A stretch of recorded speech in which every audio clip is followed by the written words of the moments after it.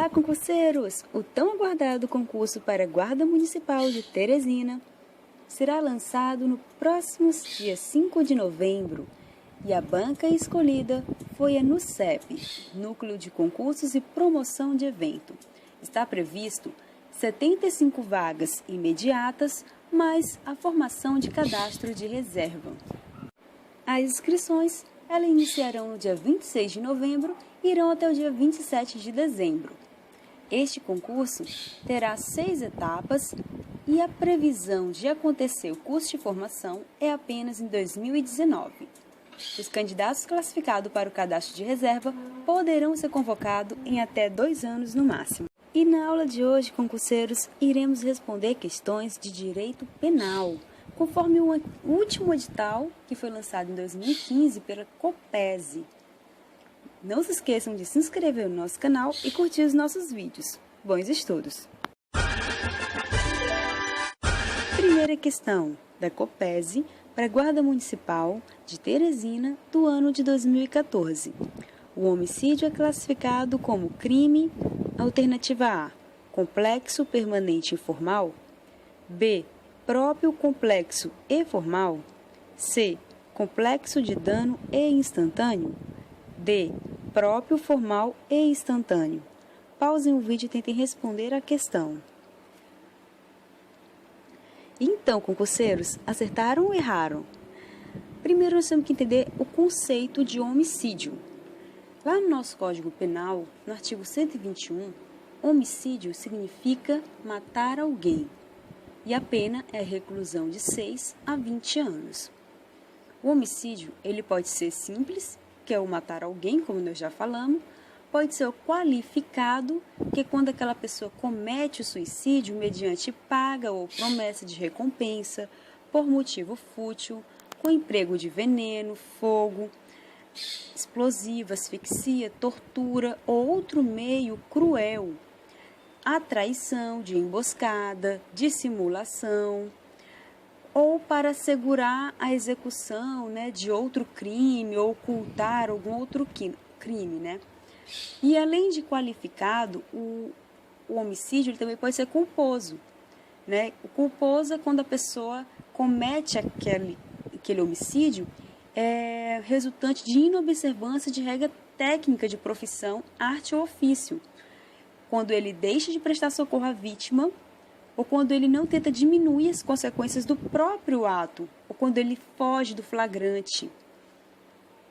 Então, concurseiros, se a gente for levar sobre essa lógica de entendimento, nós vamos entender que o homicídio ele é classificado doutrinariamente como um crime comum.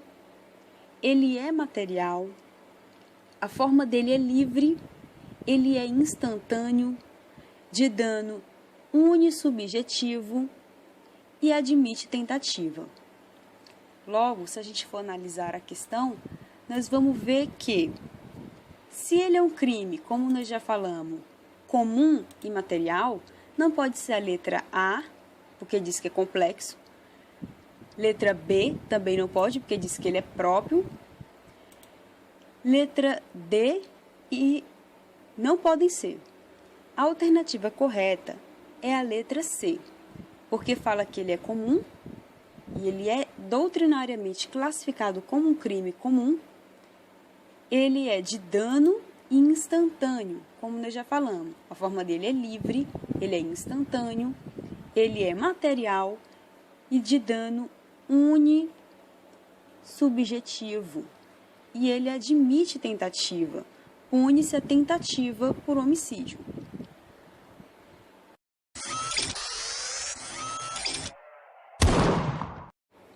Segunda questão.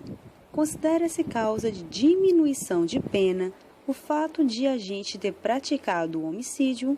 Alternativa A, por motivo fútil. B, com o uso de veneno. C, impedido por relevante valor moral ou social. D, com recebimento de recompensa. Pausem o vídeo.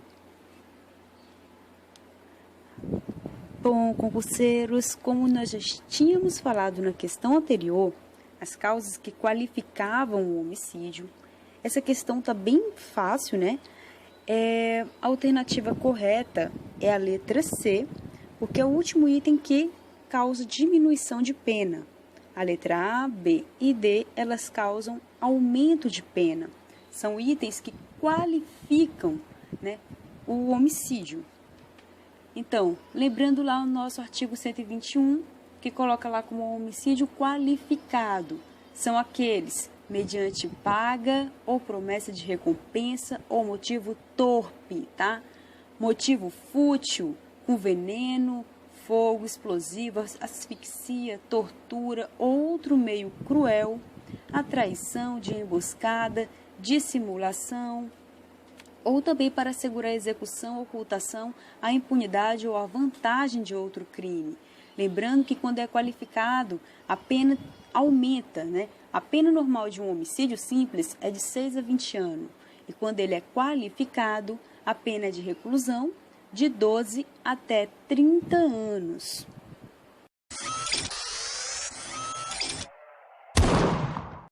Terceira questão.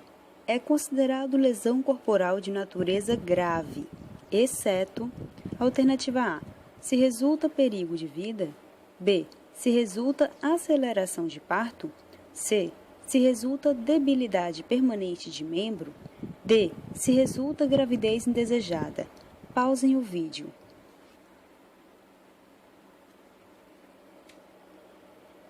E aí, concurseiros?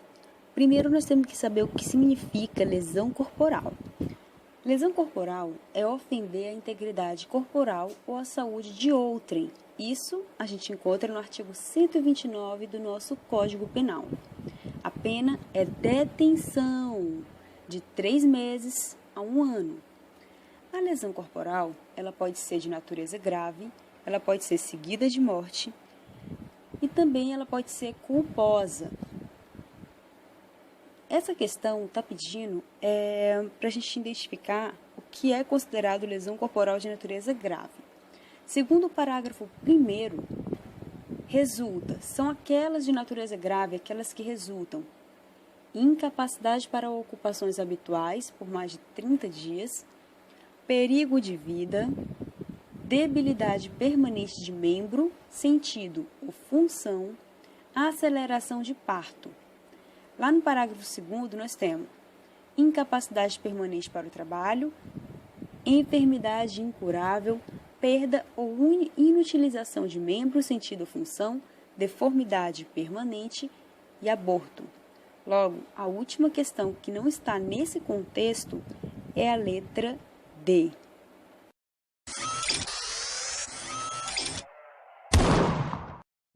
Quarta questão. É considerado furto qualificado, exceto alternativa A, com emprego de chave falsa, B, com abuso de confiança, C, mediante concurso de 4 ou mais pessoas, D, com rompimento de obstáculo à subtração da coisa, E, mediante fraude, escalada ou destreza. Pausem o vídeo e tentem responder a questão. Então, vamos para a resolução desta questão. Lá no nosso artigo 155 do nosso Código Penal, vai ter o conceito de furto. Primeiro, nós temos que saber o que é furto. O que é furtar? É subtrair para si ou para outrem coisa alheia móvel. O furto, ele pode ser normal, pode ser qualificado ou pode ser de coisa comum. Lembrando-se que o furto, quando ele é qualificado, ele tem algumas características. Quais são? Com destruição ou rompimento de obstáculo à subtração da coisa. Com abuso de confiança, mediante fraude, escalada ou destreza. Com emprego de chave falsa, mediante concurso de 2 ou mais pessoas.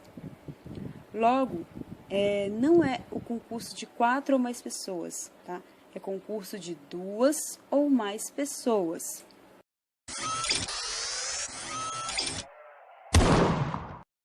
Quinta questão. Qual a pena para o crime de roubo? Alternativa A, reclusão de 4 a 10 anos e multa. B, reclusão de 4 a 12 anos e multa. C. Reclusão de 6 a 10 anos e multa. D. Reclusão de 6 a 12 anos e multa. Letra E. Reclusão de 8 a 10 anos e multa. Pausem o vídeo e tentem responder a questão. Então, concurseiros, quem marcou a alternativa A, acertou. A pena para roubo é reclusão de 4 a 10 anos e multa. Primeiro, vamos entender o que significa roubo, para que a gente não chegue lá na prova sem nem saber o que é, né? Roubar é subtrair coisa alheia móvel para si ou para outrem, mediante grave ameaça ou violência à pessoa, ou depois de havê-la por qualquer meio, reduzindo a impossibilidade de resistência. Lembre-se que o roubo sempre vai ter violência ou grave ameaça. E essa violência ou grave ameaça, ela pode vir antes do bandido ter pegado, né, praticado o roubo, ou depois. Então, pode ser antes ou após, quando reduz a impossibilidade de resistência da vítima. Questão que a NUCEP adora cobrar e que é interessante vocês saberem, que a pena de roubo ela pode ser aumentada de 1/3 até a metade nas seguintes situações: quando há concurso de 2 ou mais pessoas, quando a vítima está em serviço de transporte de valores e o agente conhece tal circunstância. 3. Quando a subtração for de veículo automotor que venha a ser transportado para o Estado, ou seja, para outro Estado ou para o exterior. 4. Se o agente mantém a vítima em seu poder, restringindo a sua liberdade. E 5. Se a subtração for de substâncias explosivas ou de acessórios que, conjunta ou isoladamente, possibilitem sua fabricação, montagem ou emprego.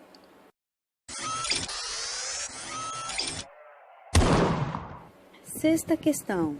Essa tem um estilo um pouco mais CESP, apenas para que a gente possa aprender o conceito. Marque certo ou errado. Estelionato, segundo o Código Penal, significa enganar no exercício de atividade comercial o adquirente ou consumidor. Pausem o vídeo e marquem o que vocês acham que seja essa questão. Então, quem marcou que está errado, acertou. Esse conceito é de fraude no comércio. Estelionato, segundo o nosso Código Penal, lá no artigo 171, nós vamos ver que é obter para si ou para outrem vantagem ilícita em prejuízo alheio, induzindo ou mantendo alguém em erro, mediante artifício ardil ou qualquer outro meio fraudulento. O que é estelionato em si? Lembre-se sempre daquela pessoa que vai na casa vestida com roupa de carteiro ou com roupa de entregador e se finge que está trabalhando naquele ofício apenas para que você acredite nela.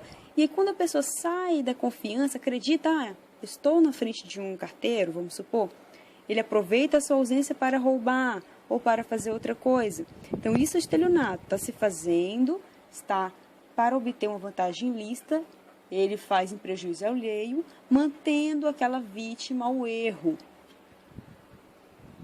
Quem marcou que está incorreto, acertou.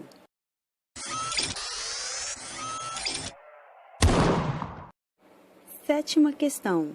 São causas excludentes de ilicitude, exceto alternativa A, estado de necessidade, B, legítima defesa, C, estrito cumprimento do dever legal, D, estado de apneia, E, exercício regular de direito. Pausem o vídeo e tentem responder.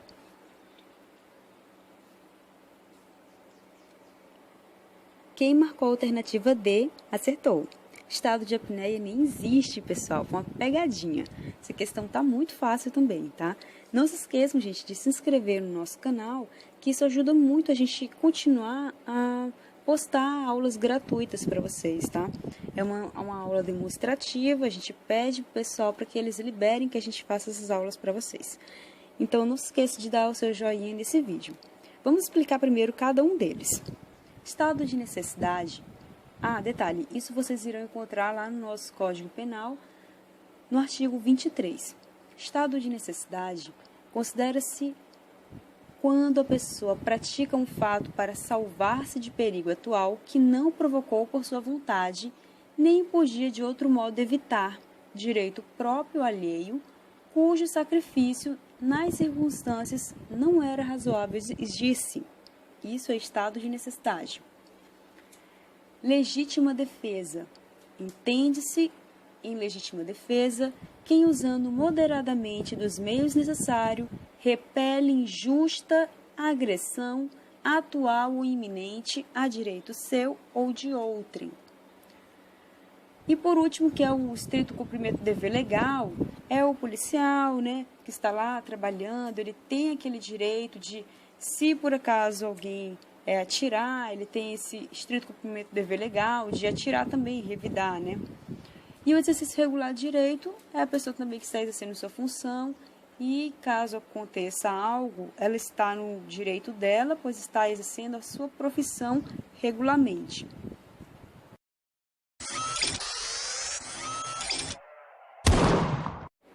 Oitava questão. Marque certo ou errado. Excesso punível é entendido quando o agente, em qualquer das hipóteses do artigo 23 do Código Penal, responderá pelo excesso doloso ou culposo. Pausem o vídeo e tentem responder a questão. Então, concurseiros, quem marcou certo, acertou. O excesso punível é exatamente este conceito, mas eu vou dar um exemplo para que vocês possam entender. O que tem no artigo 23? Artigo 23 fala sobre exclusão de ilicitude, ou seja, a gente exclui a ilicitude quando o agente está em estado de necessidade, em legítima defesa, ou em estrito cumprimento do dever legal, ou no exercício regular de direito. Essas situações, o agente não é punido, mesmo que haja crime. Contudo, se ele se exceder, ele será punido por isso de forma ou dolosa ou culposa. Por exemplo, vamos supor um policial, um guarda municipal, que está fazendo o seu trabalho quando, ao abordar um cidadão, esse cidadão pega a arma e atira na direção desse guarda municipal. Esse guarda, ao revidar, acerta o cidadão e o cidadão cai no chão. Só que o guarda, não satisfeito, vai lá e atira mais umas 4 vezes. Entenderam? Isso é o excesso punível. Só o primeiro tiro daria legítima defesa para o policial, mas ele se excedeu na sua forma de defesa.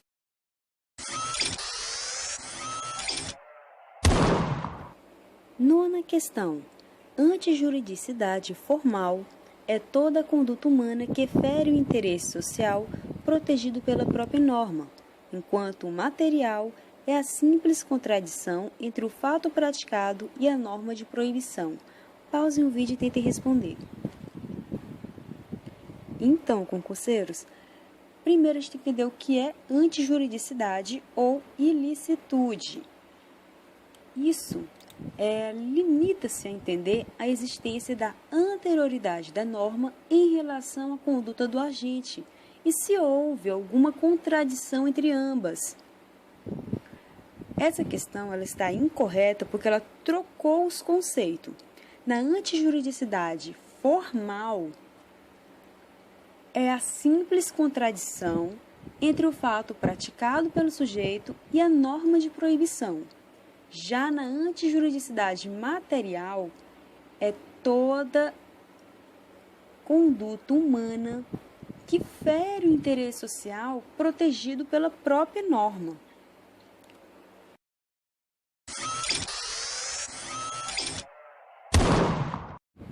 Décima questão. Entende-se quem, usando moderadamente dos meios necessários, repele injusta agressão, atual ou iminente, a direito seu ou de outrem. Alternativa A, roubo. B, estado de necessidade. C, legítima defesa. D, furto. E, exercício regular de direito. Pausem o vídeo. Então, quem marcou a letra C, acertou. Esse é o conceito de legítima defesa que a gente encontra no artigo 25 do nosso Código Penal.